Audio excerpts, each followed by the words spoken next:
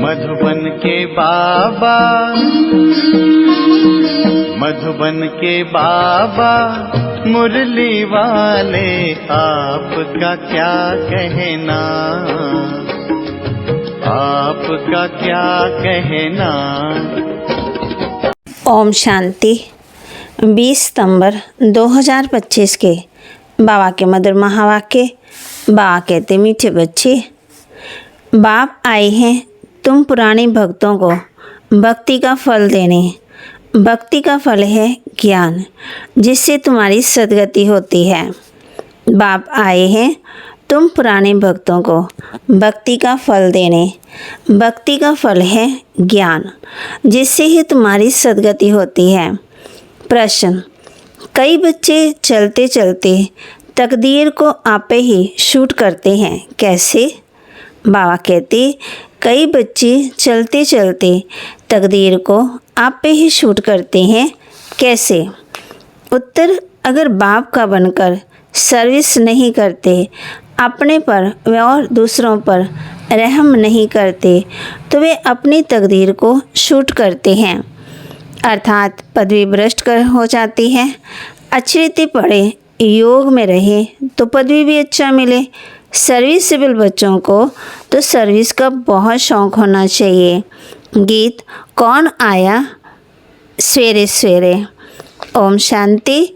रूहानी बच्चे समझते हैं हम आत्मा हैं, ना कि शरीर, और ये ज्ञान अभी ही मिलता है परम पिता परमात्मा से। बाप कहते हैं, जबकि मैं आया हूँ तो तुम अपने को आत्मा निश्चय करो। आत्मा ही शरीर में प्रवेश करती है, एक शरीर छोड़ दूसरा लेती रहती है। आत्मा नहीं बदलती, शरीर बदलता है। आत्मा तो अविनाशी है, तो अपने को आत्मा समझना है। ये ज्ञान कभी कोई दे न सके। बाप आए हैं बच्चों की पुकार पर। ये भी किसी को पता ही नहीं है कि ये पुरुषोत्तम संगम युग है। बाप आकर के समझाते हैं, मेरा आना होता है कलब के पुरुषोत्तम संगम युग पर, जबकि सारा विश्व पुरुषोत्तम बनता है। इस समय तो सारा विश्व कनिष्ठ है, पतित है। उसको कहा जाता है अमरपुरी, और ये है मृत्युलोक। मृत्युलोक में आश्रय गुण वाले मनुष्य होते हैं, और अमरलोक में दैवी गुण वाले मनुष्य हैं, इसलिए उनको देवता कहा जाता है। यहाँ भी अच्छे स्वभाव वाले को कहा जाता है, ये तो जैसे देवता है। कोई दैवी गुण वाले होते, इस समय सब हैं आश्रय गुण वाले मनुष्य। 5 विकारों में फंसे हुए हैं, तब गाते हैं, इस दुख से आकर के लिबरेट करो। कोई एक सीता को नहीं छुड़ाया। बाबा ने समझाया है, भक्ति को सीता कहा जाता है। बाप कहते, भगवान को राम कहा जाता है, जो भक्तों को फल देने आता है। इस बेहद के राम राज्य में सारी दुनिया फंसी हुई है, उनको लिबरेट कर राम राज्य में ले जाते हैं।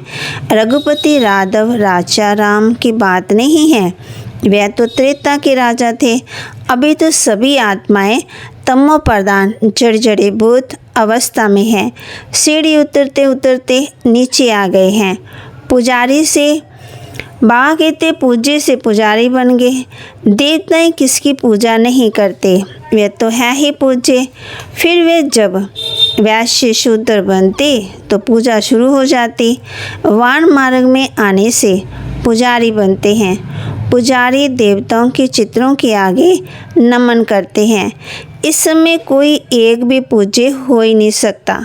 ऊंच से ऊंच भगवान पूज्य, फिर है सतयुगी देवताएं पूज्य। इस समय तो सब पुजारी हैं। पहले पहले शिव की पूजा होती है, वह है अव्यमचारी पूजा।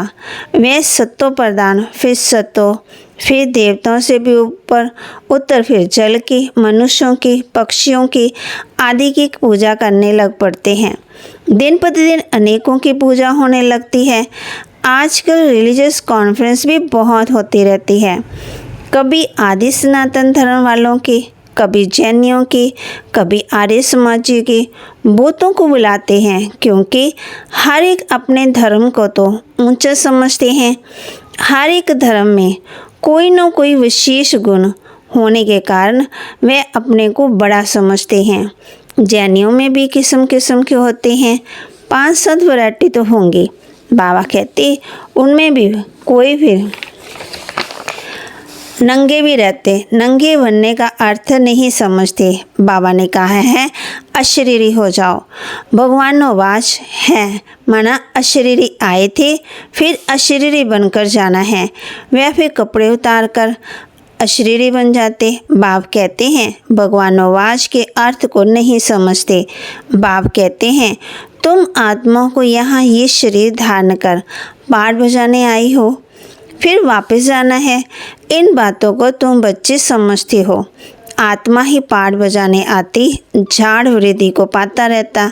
नए नए किस्म किस्म के धर्म इमर्ज होते रहते, आते रहते, इसलिए इनको वैरायटी नाटक कहा जाता है। वैरायटी धर्मों का झाड़, हर एक की अनेक ब्रांचेज निकलती है। मोहम्मद तो बाद में आए, पहले है इस्लामी। मुसलमानों की संख्या बहुत है। अफ्रीका में कितने शाहूकार हैं, सोने हीरे की खानियाँ हैं, जहाँ बहुत धन देखते हैं तो उस पर चढ़ाई कर धनवान बनते हैं। क्रिश्चियन लोग भी कितने धनवान बनते। भारत में ही धन है, परंतु गुप्त सोना आदि कितना पकड़ते रहते। अब दिवंगत जैन सभा वाले कॉन्फ्रेंस आदि करते रहते हैं, क्योंकि हर एक अपने को बड़ा समझते हैं। ये इतने धर्म सब बढ़ते रहते हैं, कभी विनाश भी होना है, कुछ भी समझते नहीं है। सब धर्मों में ऊंच तो तुम्हारा ब्राह्मण धर्म ही है, जिसका किसी को पता ही नहीं है। कलयुगी ब्राह्मण भी बहुत है, परंतु वह है कुख वंशावली ब्राह्मण। प्रजापिता ब्रह्मा के मुख वंशावली ब्राह्मण, वे तो सब भाई बहन होने चाहिए।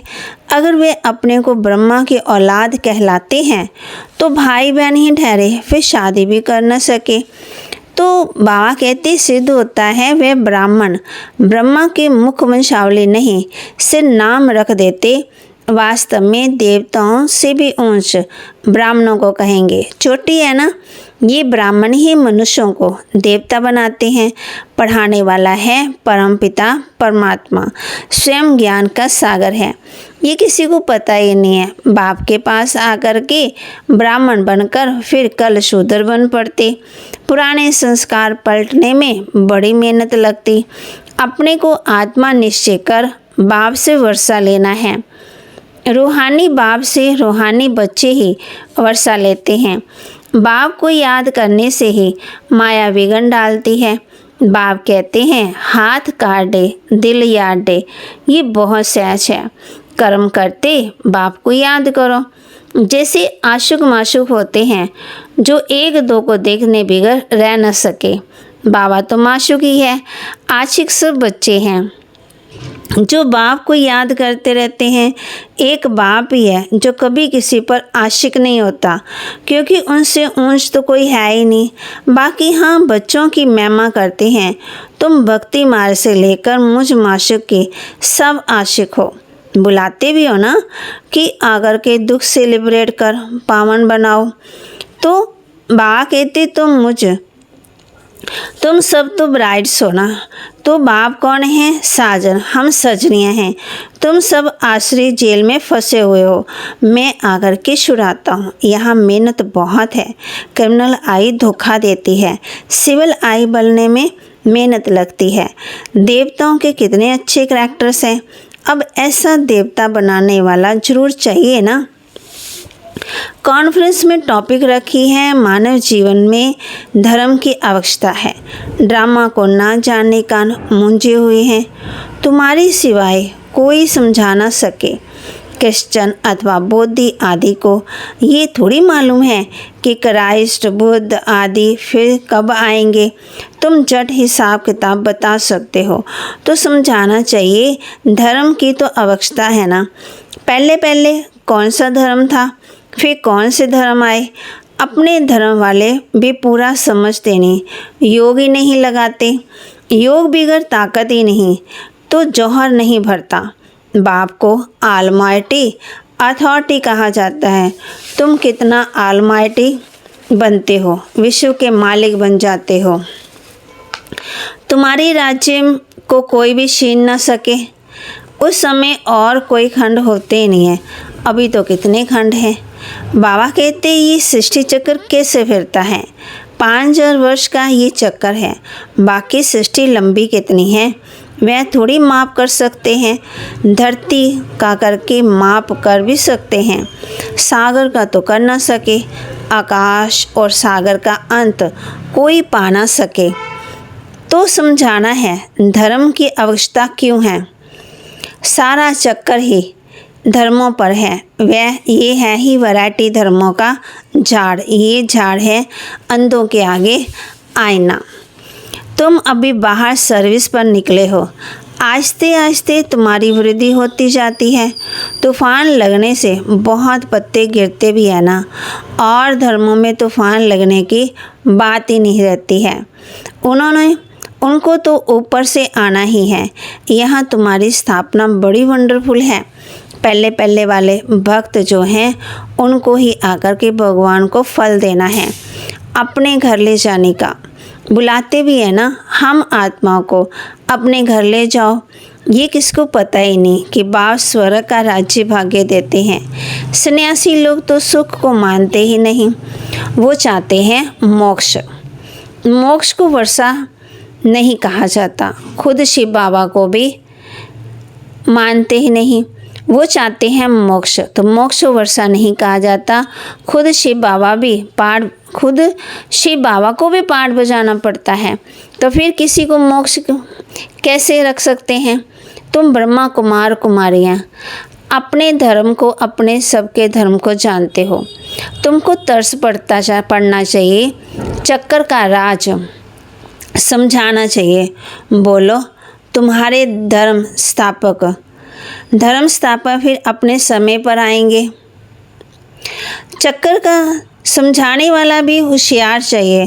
तुम समझा सकते हो। बाबा कहते तो फिर हर एक को सत्तो प्रदान से सत्तो रजो तमो में आना ही है। अभी है रावण राज्य। तो बाबा कहते अभी किसका राज्य है। रावण का राज्य है। रावण राज्य में सब दुखी ही हैं। अभी है रावण राज्य। तो माँ कहती तुम्हारी है सच्ची गीता जो बाप सुनाते हैं। भगवान निराकार को ही कहा जाता है। आत्मा निराकार गॉड फादर को बुलाती है। वहाँ तुम आत्मा रहती हो। तुमको परमात्मा थोड़ी कहेंगे। परमात्मा तो एक ही है, ऊंच से ऊंच भगवान। फिर सब हैं आत्मा बच्चे। सबका सदगति दाता एक है। फिर है देवताएं, उनमें भी नंबर 1 है श्री कृष्ण, क्योंकि आत्मा शरीर दोनों पवित्र हैं। तुम हो संगम युगी, तुम्हारा जीवन अमूल्य है। देवताओं का नहीं, ब्राह्मणों का अमूल्य जीवन है। बाप तुमको बच्चा बनाए, फिर तुम्हारे पर कितनी मेहनत करते हैं। देवताएं थोड़ी इतनी मेहनत करेंगे। वह पढ़ाने लिए बच्चों को स्कूल भेज देंगे। यहाँ बाप बैठ तुमको पढ़ाते हैं। वह बाप टीचर गुरु तीनों हैं। तो कितना रिगार्ड होना चाहिए। सर्विसेबल बच्चों को सर्विस का बहुत शौक़ होना चाहिए। बहुत थोड़े हैं जो अच्छे होशियार हैं तो सर्विस में लगे हुए हैं। हैंड्स तो चाहिए ना। लड़ाई के मैदान में जाने के लिए जिनको सिखलाते हैं उनको नौकरी आदि सब छुड़ा देते हैं। उनके पास लिस्ट रहती है। फिर मिलिट्री में कोई रिफ्यूज़ भी कर ना सके तो कि हम मैदान पर नहीं जाएंगे। ड्रिल सिखलाते हैं कि ज़रूर वह बुला लेंगे। तो बाबा कहती जो रिफ्यूज़ करने वाले पर केस चलाते हैं। यहाँ तो वह बात ही नहीं है। यहाँ फिर जो अच्छी रीति सर्विस नहीं करते हैं तो पदवी भ्रष्ट हो जाता। सर्विस नहीं करते गोया आप पे ही अपने को शूट करते हैं। पदवी भ्रष्ट हो जाता है। अपनी तकदीर को शूट कर देते हैं। अच्छी रीति पढ़े, योग में रहे तो अच्छा पदवी मिले। अपने पर रहम करना होता है। अपने पर करे तो दूसरे पर भी करें। बाप हर प्रकार की समझानी देते रहते हैं। ये दुनिया का नाटक कैसे चलता रहता है। तो राजधानी भी स्थापन होती है। इन बातों को दुनिया नहीं जानती है। अब निमंत्रण तो मिलते हैं। बा कहते 5-10 मिनट क्या समझ सकेंगे, 1-2 घंटा दे तो तब समझ सकेंगे। ये ड्रामा को तो बिल्कुल जानते ही नहीं। पॉइंट अच्छी यहाँ तहाँ लिख देनी चाहिए, परंतु बच्चे भूल जाते हैं। बाप क्रिएटर भी हैं, तुम बच्चों को क्रिएट करते हैं। अपना बनाया है, डायरेक्टर बन डायरेक्शन भी देते हैं, श्रीमत देते, फिर एक्ट भी करते हैं, ज्ञान सुनाते हैं। ये भी उनकी ऊंच से ऊंच एक्ट है ना। ड्रामा के क्रिएटर, डायरेक्टर और मुख्य एक्टर को ना जाना तो क्या ठहरा। तो बा कहते हैं अगर डायरेक्टर और मुख्य एक्टर को ना जाना तो क्या ठहरा। अच्छा, मीठे मीठे सिकी लदे बच्चों प्रति माता पिता बाप दादा का याद प्यार और गुड मॉर्निंग। रूहानी बाप की रूहानी बच्चों को नमस्ते। रूहानी बच्चों की रूहानी बाप दादा को दिलवा जान सिकवा प्रेम से नमस्ते। धारणा के लिए मुख्य सार। इस अमूल्य जीवन में पढ़ाने वाले टीचर का बहुत बहुत रिगार्ड रखना है। इस अमूल्य जीवन में पढ़ाने वाले टीचर का बहुत बहुत रिगार्ड रखना है। पढ़ाई में अच्छा होशियार बन, सर्विस में लग जाना है। अपने ऊपर आप पे ही रहम करना है। होशियार बन, सर्विस में लगना है। अपने ऊपर आप पे ही रहम करना है। अपने आप को सुधारने के लिए सिविलाइज बनाना है। अपने करैक्टर सुधारने हैं। मनुष्यों को देवता बनाने की सेवा करनी है। अपने आप को सुधारने के लिए सिविलाइज बनना है। अपने करैक्टर सुधारने हैं। मनुष्यों को देवता बनाने की सेवा करनी है। वरदान। रूहानी ड्रिल के अभ्यास द्वारा फाइनल पेपर में पास होने वाले सदा शक्तिशाली आत्मा भव। रूहानी ड्रिल के अभ्यास द्वारा फाइनल पेपर में पास होने वाले सदा शक्तिशाली भव। जैसे वर्तमान समय अनुसार शरीर के लिए सर्व बीमारियों का इलाज एक्सरसाइज सिखाते हैं, ऐसे आत्मा को सदा शक्तिशाली बनाने के लिए रूहानी एक्सरसाइज का अभ्यास चाहिए। चारों ओर कितना भी हलचल का वातावरण हो, लेकिन आवाज़ में रहते आवाज़ से परे स्थिति का अभ्यास करो। मन को जहाँ और जितना समय स्थिर करना चाहो उतना समय वहाँ स्थिर कर लो, तब शक्तिशाली बन फाइनल पेपर में पास हो सकेंगे। स्लोगन। अपने विकारी स्वभाव, संस्कार व कर्म को समर्पण कर देना ही समर्पित होना है। अपने विकारी स्वभाव, संस्कार व कर्म को समर्पण कर देना ही समर्पित होना है। अव्यक्त इशारे। अब लगन की अग्नि को प्रज्वलित कर योग को ज्वाला रूप बनाओ। जब तक आपकी याद ज्वाला रूप नहीं बनी, तब तक ये विनाश की ज्वाला भी संपूर्ण ज्वाला रूप नहीं लेती। ये भड़कती है, फिर शीतल हो जाती है, क्योंकि ज्वाला मूर्त और प्रेरक आधार मूर्त आत्मा अभी स्वयं भी सदा ज्वाला रूप नहीं बनी है। अब ज्वाला रूप बनने का दृढ़ संकल्प लो और संगठित रूप में मन बुद्धि की एकाग्रता द्वारा पावरफुल योग की वाइब्रेशन चारों ओर फैलाओ। बाबा की महावाक्य को लाइक करें, शेयर करें, सब्सक्राइब करें और अपने जीवन में धारण भी करें। और बाबा ने हम बच्चों को कहा है, आज मन को जहाँ और जितना समय स्थिर करना चाहो उतना समय वहाँ स्थिर कर लो, तब शक्तिशाली बन फाइनल पेपर में पास हो सकेंगे। ओम शांति।